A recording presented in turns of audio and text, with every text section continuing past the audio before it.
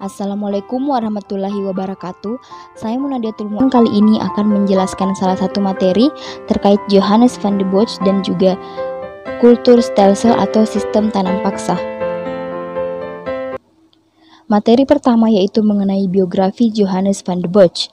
Johannes van der Bosch lahir di Herwijnen Lingewal pada tanggal 1 Februari tahun 1780. Ia merupakan Gubernur Jenderal Hindia Belanda yang ke-43 menggantikan Van der Capellen yang dianggap tidak menguntungkan bagi Belanda. Van der Bosch memerintah pada tahun 1830 sampai pada tahun 1834, di mana pada masa pemerintahannya ia mengeluarkan suatu kebijakan yang disebut tanam paksa atau kultur stelsel, yang sebelumnya hanya menjadi konsep kajian oleh Belanda. Dengan diberlakukannya tanam paksa ini, membuat kas Belanda kembali penuh setelah sebelumnya terjadi perang di Eropa maupun di wilayah Nusantara yang menyebabkan kerugian yang cukup besar bagi Belanda. Selanjutnya yaitu Van der Bosch sampai di Jawa pada tahun 1797 sebagai seorang letnan yang kemudian pangkatnya naik menjadi kolonel. Namun pada tahun 1810 setelah terjadi perbedaan pendapat dengan Herman William Daendels, ia dipulangkan ke Belanda. Namun kemudian pada bulan November tahun 1813 ia kembali diangkat menjadi kolonel di ketentaraan sebagai panglima di Belanda. Selama di Belanda, ia banyak membantu menyadarkan warga Belanda atas kemiskinan akut yang dialami orang Belanda. Kemudian pada tahun 1827, Van der Bosch kembali diangkat menjadi jenderal komisaris dan ditugaskan kembali ke Batavia dan menjabat sebagai gubernur jenderal pada tahun 1830. Selanjutnya yaitu mengenai latar belakang tanam paksa. Latar belakang tanam paksa yaitu faktor utama diberlakukannya sistem ini di Indonesia adalah adanya kesulitan keuangan yang dialami oleh pemerintah Belanda. Pengeluaran Belanda digunakan untuk membiayai keperluan militer sebagai akibat perang Belgia dan juga perang Jawa atau perang Diponegoro di Indonesia. Perang Belgia berakhir dengan kemerdekaan Belgia dan menyebabkan keuangan Belanda semakin memburuk. Perang Diponegoro merupakan perang termahal bagi pihak Belanda dalam menghadapi perlawanan dari pihak pribumi. Usaha untuk menyelamatkan keuangan Belanda sebenarnya sudah dilakukan sejak masa pemerintahan Van der Capellen, di mana ia menerapkan suatu kebijakan yang menjamin orang Jawa untuk menggunakan dan memetik hasil tanam mereka secara bebas. Kebijakan yang ditempuh saat itu diharapkan dapat mendorong orang Jawa untuk menghasilkan produk yang dapat dijual sehingga lebih memudahkan mereka membayar sewa tanah. Kebijakan ini menemui kegagalan karena pengeluaran tambahan akibat perang Jawa dan merosotnya harga komoditi pertanian tropis di dunia. Selama Perang Jawa berlangsung, pihak Belanda memikirkan berbagai rencana untuk memperoleh keuntungan besar dari koloni-koloninya terutama di Pulau Jawa. Pada tahun 1829, Johannes van der Bosch menyampaikan kepada Raja Belanda usulan-usulan yang kemudian disebut kultur stelsel. Van der Bosch ingin menjadikan Jawa sebagai aset yang menguntungkan tanah air dalam tempo sesingkat mungkin dengan menghasilkan komoditi pertanian tropis, terutama kopi, gula, dan nila dengan harga murah sehingga dapat bersaing dengan produk serupa dari belahan dunia lain.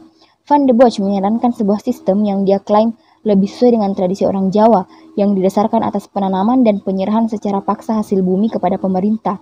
Raja menyetujui usulan-usulan tersebut dan kemudian pada bulan Januari 1830 Van der Bosch tiba di Jawa sebagai gubernur jenderal yang baru. Selanjutnya yaitu dampak dari tanam paksa. Tentu saja selama pelaksanaannya sistem ini memiliki dampak di mana sejak tahun 1831 anggaran belanja kolonial Indonesia sudah seimbang dan sesudah itu hutang-hutang lama VOC dilunaskan. Uang dalam jumlah yang sangat besar dikirim ke negeri Belanda dari tahun 1831 sampai pada tahun 1877. Perbendaharaan kerajaan Belanda telah menerima 832 juta gulden. Pendapatan-pendapatan ini membuat perekonomian dalam negeri Belanda stabil, di mana hutang-hutang mulai dilunasi, pajak-pajak diturunkan terus-terusan dan jalan kereta api negara dibangun. Semuanya diperoleh dari keuntungan-keuntungan yang diperas dari desa-desa Jawa. Akibat sistem tanam paksa ini, bagi rakyat Indonesia ditunjukkan dengan kondisi yang berbeda dengan Belanda, di mana tenaga rakyat diperas dan tidak mendapatkan imbalan yang setimpal, serta rakyat mengalami berbagai penderitaan dan menderita berbagai penyakit.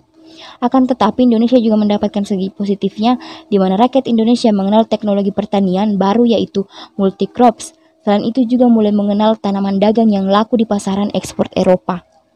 Selanjutnya yaitu mengenai penghapusan sistem tanam paksa.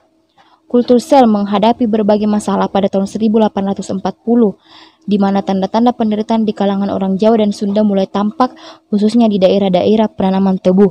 Penghapusan tanam paksa secara radikal berlangsung sesudah tahun 1860-an, di mana tanam paksa lada dihapus pada tahun 1862, kemudian penghapusan tanaman-tanaman paksa indigo dan teh pada tahun 1865. Di mana pada saat itu ketika Fransen van den Put menjadi menteri jajahan, ia melakukan berbagai perbaikan. Penanaman paksa tembakau dan tanaman lainnya selain tebu dan kopi di Jawa dihapuskan. Undang-undang lain menghapuskan rodi di hutan jati, melarang memukul dengan rotan. Kemudian pada tahun 1864, Staten General menerima undang-undang yang kemudian baru mulai berlaku tahun 1867. Undang-undang ini menetapkan bahwa biaya tahunan untuk Indonesia harus dibuat oleh Staten General, sehingga Staten General langsung mempengaruhi arah kebijaksanaan pemerintahan di Indonesia.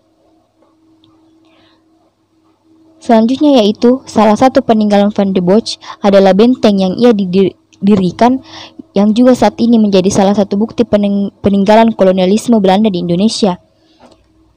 Benteng ini terletak di Kabupaten Ngawi dan dibangun pada tahun 1839 sampai pada tahun 1845 di bawah kepemimpinan Gubernur Jenderal Van de Bosch. Benteng ini terkenal dengan sebutan Pandem dikarenakan bangunan benteng Van de Bosch dahulunya dikelilingi oleh gundukan tanah yang tingginya sejajar dengan tinggi bentengnya. Van de Bosch kembali ke Belanda setelah 5 tahun menjabat sebagai gubernur jenderal dan kemudian secara sukarela memutuskan untuk pensiun pada tahun 1839. Ia diketahui meninggal di Den Haag pada tanggal 28 Januari tahun 1844 pada saat usianya menginjak 63 tahun.